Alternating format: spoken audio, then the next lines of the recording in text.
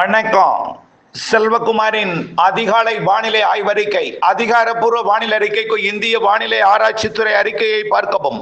2026 ஜூலை 21 செவ்வாய்க்கிழமை அதிகாலை நிலவர வானிலை பதிவு. இன்றைய தலைப்புச் செய்திகள். இந்த மாதம் 24ஆம் தேதியிலிருந்து வெப்பச்சலன மழைப்பொழிவு மெல்ல தொடங்கி படிப்படியாக அதிகரிக்கும்.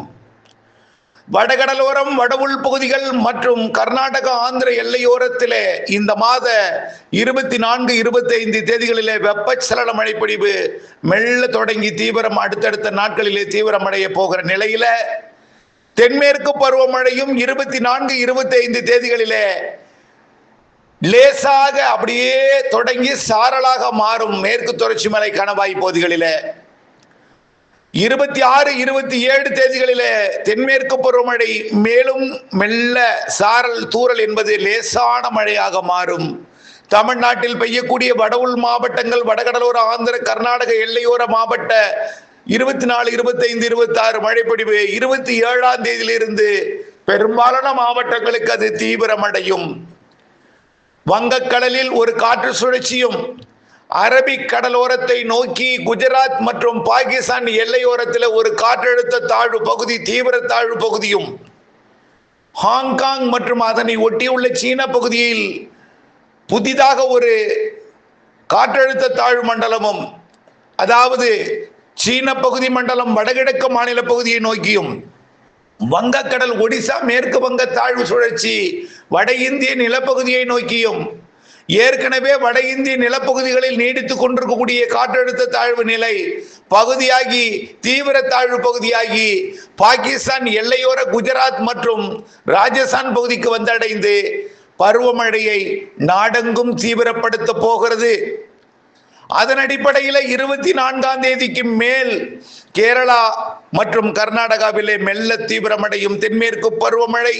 தமிழ்நாட்டில் வெப்பசலன இடிமழை பிடிவாக ஆங்காங்கே தொடங்கும் மழை மாத இறுதி நாட்களிலே பலத்த மழையாக மாறிவிடும்.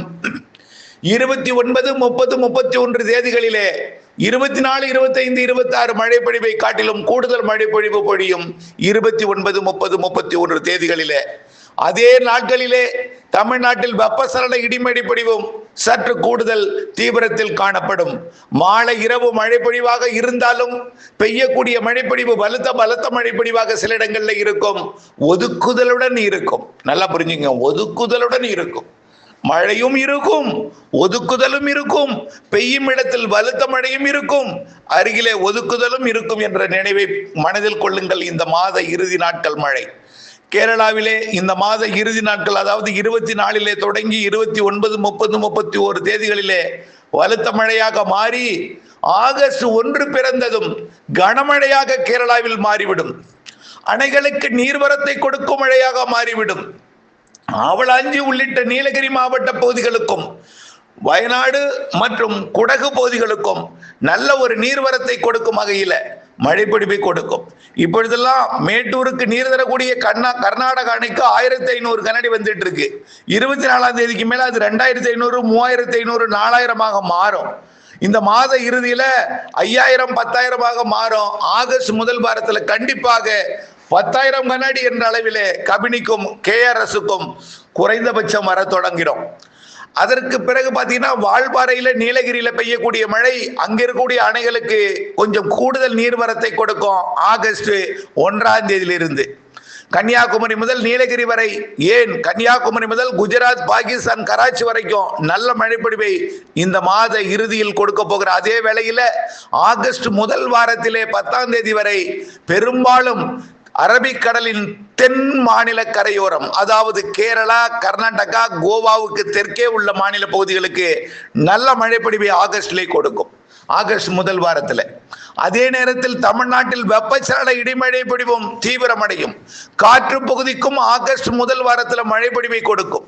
சாரல் மழைப்பொழிவு நன்றாகவே கோயமுத்தூர் மாவட்டம் கிணத்துக்கடவில் இருந்து நெகமம் வரைக்கும், அதே போல குற்றாலத்திலே நீர்வரத்தும் வெள்ளப்பெருக்கும் ஏற்படுத்தும் வகையில இந்த மாத இறுதியிலிருந்து தொடங்கும் மழை ஆகஸ்ட் முதல் 10 தேதியில குற்றாலத்தில் குளிப்பதற்கு தடை விதிக்கும் வகையில மழைப்பொழிவு இருக்கும், அருவியில் நீர்வரத்து இருக்கும். கன்னியாகுமரி முதல் நீலகிரி வரைக்கும் தமிழ்நாட்டின் மேற்கு தொடர்ச்சி மலை மற்றும் அணைகள் நீர்பிடிப்பு பகுதிகளுக்கு ஆகஸ்ட் முதல் வாரத்தில் நல்ல மழைப்பொழிவை நீர்வரத்தை கொடுக்கும். அதே நேரத்தில் தமிழ்நாட்டில் ஆகஸ்ட், அதாவது இந்த மாத இறுதியில் இருந்து தீவிரமடையக்கூடிய வெப்பச்சலன இடிமழை பொழிவு ஆகஸ்ட் முதல் வாரத்தில் மேலும் வலுத்த பலத்த மழையாக பரப்பில் அதிகரித்து ஒதுக்குதலை குறைத்து நல்ல ஒரு மழைப்பொழிவை கொடுக்க தொடங்கும். அனைத்து மாவட்டங்களுக்குமே இருக்கும். குறிப்பாக சில காற்று பகுதிகள் இருக்கிறது, அங்கேயும் மழைப்பொழிவு இருக்கும், ஆனால் குறைவாக இருக்கும். வேதாரண்யம் முனை, கோடியக்கரை முனை என்பது, வேதாரண்யம் ஒன்றிய முனை என்பது தெற்கு காற்று அடிக்கக்கூடிய இடம். அந்த இடத்துல கூட ஆகஸ்ட் முதல் வாரத்தில் மழைப்பொழிவு கொடுக்கும். அதற்கு அடுத்தபடியா ராமேஸ்வரம் பகுதி, அந்த இடத்துல மழை வாய்ப்பு கொஞ்சம் சந்தேகம் தான். இருந்தாலும் ராமநாதபுரம் மாவட்டம் தொண்டி மற்றும் அதன் சுற்றுவட்டார பகுதிகளுக்கு மழைப்பொழிவை கொடுக்கும் வகையில வானிலை அமையும். தூத்துக்குடி மாவட்டம் மட்டும்தான் தென்மேற்கு பருவமழை காலத்துல மொத்தமே 2.5 சென்டிமீட்டர் தான் பெய்யும். ஆனால் அந்த மழைப்பொழிவு கோவில்பட்டி, கடம்பூர் மற்றும் கயத்தாறு உள்ளிட்ட பகுதிகளுக்கு ஆகஸ்ட் முதல் வாரத்தில் நல்ல மழைப்பொழிவை கொடுக்கும். அதே போல் ஆரல்வாய் மொழியில் சாரல் மழைப்பொழிவை கொடுக்கும் ஆகஸ்ட் முதல் வாரத்தில். தமிழ்நாட்டில் கர்நாடக எல்லையோர, ஆந்திர எல்லையோர மாவட்டங்களிலே மற்றும் வட உள் மாவட்ட பகுதிகளிலே முதலிடம் பிடிக்கும் வகையில, அதாவது கிருஷ்ணகிரி, தர்மபுரி, சேலம், ஈரோடு, நாமக்கல் மற்றும் திருச்சி வடக்கு, அரியலூர், பெரம்பலூர் டெல்டா மாவட்டங்களிலும், அதே போல டெல்டாவை விட கடலூர், அது டெல்டாவிலேயே வடக்கே மயிலாடுதுறை மற்றும் கடலூர், கள்ளக்குறிச்சி, விழுப்புரம், அதிலை விட கூடுதலாக திருவண்ணாமலை, திருப்பத்தூர், வேலூர், ராணிப்பேட்டை மற்றும் திருவள்ளூர், ராணிப்பேட்டை, திருவள்ளூர், காஞ்சிபுரம், செங்கல்பட்டு, சென்னை உள்ளிட்ட பகுதிகளுக்கும் ஆகஸ்ட் முதல் வாரத்தில் நல்ல மழைப்பொழிவை கொடுக்கும். ஏன் 24ஆம் தேதியே ஆந்திர கர்நாடக எல்லையோரம் கொடுக்கும். மாத இறுதியில் பரவலாகும் பொழுதே நல்ல மழைப்பொழிவை கொடுக்கும். அதை விட கூடுதல் மழை ஆகஸ்ட் முதல் வாரத்தில் கிடைக்கும். ஆகஸ்ட் முதல் வாரத்தில் ஒதுக்குதல் குறைந்து பரவலான மழைப்பொழிவு தமிழ்நாட்டிலே பெரும்பாலான மாவட்டங்களுக்கு கிடைக்கும். தென்மேற்கு பருவமழையும் வலுத்திருக்கும். தென்மேற்கு பருவமழை ஆகஸ்ட் 10 வரை வலுத்திருக்கும். அதே வேளையில் ஆகஸ்ட் 10க்கு மேல் ஒரு 5 நாள் இடைவெளி கிடைக்கும் சொன்னோம். அது ஒரு 3 நாளாக குறைத்திருக்கிறேன். இப்பொழுது ஒரு 3 நாள் இடைவெளி கொடுத்து அதிலிருந்து தீவிரமடையும் தென்மேற்கு பருவமழை தான் அணைகளை நிரப்பும் மழையாக இருக்கும். ஆகஸ்ட் 10 தேதி 15 தேதிக்கு மேல எல்னினோ என்கின்ற பேச்சு இந்த உலகத்துல இருக்காது. அதுவும் உலகத்துல எல்னினோ என்கின்ற பேச்சு இருந்தாலும் இந்தியாவில் இருக்காது. எல்னினோ தான் அதிக மழைப்பொழிவை கொடுக்கிறது. எல்னினோ தான் குஜராத்துக்கு வெள்ளப்பெருக்குக்கு காரணம். எல்னினோ தான் ராஜஸ்தான் வெள்ளப்பெருக்குக்கு காரணம் என்று பேசும் அளவிலே, பிறகு படிப்படியாக தென் மாநிலங்களிலே, அதாவது ஆந்திர பிரதேசம், ஒடிசா, தெலுங்கானா, கர்நாடக பகுதிகளுக்கு அடுத்தடுத்தது செப்டம்பர்லையும் ஆகஸ்ட் இறுதியில செப்டம்பர்ல நிறைய மழைப்பொழிவை கொடுக்கும். அதே நேரத்தில் கேரளாவிலையும் நிறைய மழைப்பொழிவை ஆகஸ்ட் இறுதி 15 நாள், செப்டம்பர் ஒட்டுமொத்த 30 நாள், அக்டோபர்ல தென்மேற்கு பருவமழை காலம் முதல் 17 நாள் இருக்கும். ஆகவே இன்னும் தென்மேற்கு பருவமழை காலம் இனி அது இருக்கிறது. தென்மேற்கு பருவமழை காலத்தின் பின் 60 நாள் தான் வலுத்த பலத்த மழை இருக்கும். அந்த நாள் தான் ஆகஸ்ட், செப்டம்பர், அக்டோபர் 15 நாள் வரைக்கும். அதாவது இந்த மாதம் 25ஆம் தேதியிலிருந்து மாத இறுதியில் ஒரு 5 நாள் 6 நாள், ஒட்டுமொத்த ஆகஸ்டில் ஒரு 31 நாள், செப்டம்பரில் ஒரு 30 நாள், அக்டோபரிலே ஒரு 17 நாள். இவ்வளவு காலம் இருக்கிறது தென்மேற்கு பருவமழை காலம். குறைந்தபட்சம் ஒரு 75-80 நாட்கள் இருக்கிறது தென்மேற்கு பருவமழை காலம். அதுல கண்டிப்பாக தென்மேற்கு பருவமழை பின்மழையாக, வியப்பூட்டும் மழையாக, எல்லினோ, வறட்சி என்கின்ற பேச்சையெல்லாம் மூழ்கடிக்கும் வகையில, எல்லாவற்றையும் விரட்டி அடிக்கும் வகையில, எல்லாவற்றையும் பேசுபொருளையும் மாற்றி பேசும் அளவிலே இந்த மழைப்பொழிவு அமையும். பொறுத்திருந்து பாருங்கள். அதாவது தென்சின கடற்பகுதியிலிருந்து வரக்கூடிய 24, 25 தேதிகளிலே ஹாங்காங் வழியாக வடகிழக்கு மாநிலங்களுக்கு வரப்போகிற அந்த காற்று சுழற்சி போலவே அடுத்தடுத்த காற்று சுழற்சிகள் தென்சின கடல் வழியாக வியட்நாம், கம்போடியா, லாவோஸ் வழியாக, தாய்லாந்து, மியான்மர் வழியாக வங்கக்கடலின் வடக்கு பகுதிக்கு ஆகஸ்டில் வரும். ஆகஸ்ட் பிற்பகுதியில ஆந்திர பகுதிக்கு வரும் தென்சின கடல் நிகழ்வு. பிறகு செப்டம்பரிலே அடுத்தடுத்த ஆந்திர பிரதேசத்திற்கு தென்சின கடல் நிகழ்வுகள் வந்து, அதாவது நல்ல மழைப்பொழிவை, தென்மேற்கு பருவமழையை கேரளாவிலும் கர்நாடகாவிலும் தமிழ்நாட்டின் மேற்கு தொடர்ச்சி மலைப்பகுதிகளிலும் தமிழ்நாட்டில் வெப்பச்சலனத்துடன் கூடிய தென்மேற்கு பருவமழை, வெப்பச்சலனத்துடன் கூடிய காற்று சுழற்சி மழை எல்லாமே வரக்கூடிய செப்டம்பர் அக்டோபரிலே, அதாவது ஆகஸ்ட் பிற்பகுதி செப்டம்பர் அக்டோபரில் பலத்த மழைப்பொழிவை கொடுக்கும். கண்டிப்பாக ஆகஸ்ட் 15க்கு மேல் உங்களுக்கு ஒரு முழுமையான திருப்தியான மழை. முதல்ல ஆகஸ்ட் 15 எல்லாமே நமக்கு நீர் தரக்கூடிய கர்நாடக அணையை நிரப்பும், நமக்கு நீர் தரக்கூடிய நீலகிரி மாவட்ட அணைகளை, மின் உற்பத்திக்கு பயன் தரக்கூடிய அணைகளை நிரப்பும், சோலையாறு உள்ளிட்ட மேல் அணைகளை நிரப்பி பரம்பி குளத்துக்கு நீர்வரத்தை கூட்டும், வைகைக்கு நீர் தரக்கூடிய முல்லை பெரியார் அணைக்கட்டை நிரப்பும். அதே போலத்தான் கன்னியாகுமரி, பாபநாசம் உள்ளிட்ட, அதாவது கன்னியாகுமரி மாவட்ட அணைகள் மற்றும் பாபநாசம் உள்ளிட்ட திருநெல்வேலி மாவட்ட அணைகள் மற்றும் தென்காசி மாவட்ட அணைகளை எல்லாமே ஆகஸ்ட் மாதத்திலே நிரப்பும். செப்டம்பர் மாதம் முழுமையாக நிரப்பும். உபரி நீர் திறக்கும் வகையிலே செப்டம்பர் மாத மழைப்பொழிவு இருக்கும். அக்டோபர் முன் 17 தேதி வரைக்கும் தென்மேற்கு பருவமழை தான் இருக்கும். அது வியப்பூட்டு மழையாக இருக்கும். அக்டோபர் 17 தேதியிலிருந்து அப்படியே தலைகீழாக மாறும் வடகிழக்கு பருவமழை தொடக்கத்தில் இருந்தே வலுத்த மழையாக இருக்கும் என்பதில் மாற்றம் இல்லை. வடகிழக்கு பருவமழை இந்த ஆண்டு அக்டோபர் இறுதி 13 நாட்களிலே 12 நாட்கள் அப்பொழுதே வலுத்திருக்கும். நவம்பர் டிசம்பரில் மேலும் வலுத்திருக்கும். ஜனவரி 10 வரை இந்த ஆண்டு வடகிழக்கு பருவமழை வலுத்தே இருக்கும்.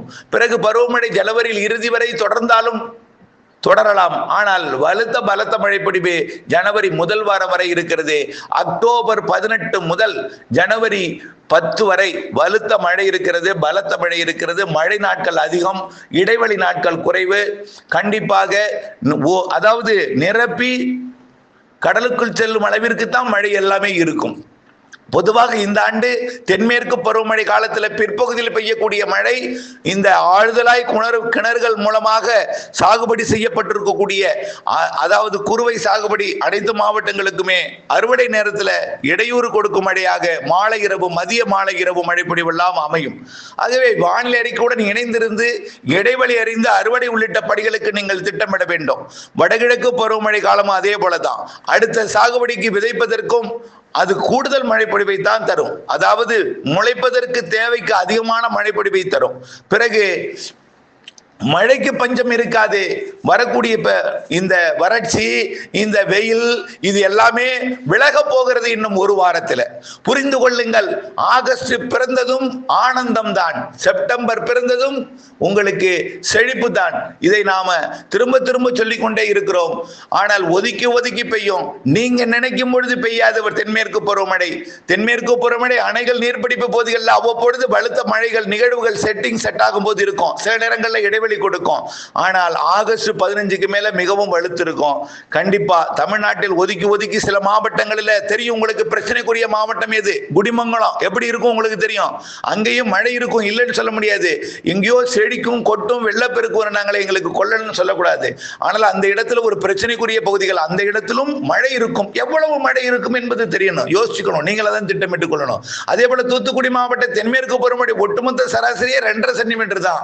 ஆகவே அந்த மழை பொழிவும் அது பெரும்பாலும் அந்த தூத்துக்குடி கடலோரத்தில் ராதாபுரத்தை ஒட்டி, அதாவது இந்த பக்கம் ஸ்ரீவைகுண்டத்தை ஒட்டிய பகுதியை விட அது கோவில்பட்டியில கூடுதல் மழைப்பொழிவை கொடுக்கும். அது எப்போதும் வழக்கமான ஒன்றுதான். இவையெல்லாம் நீங்கள் புரிந்து கொள்ள வேண்டும்.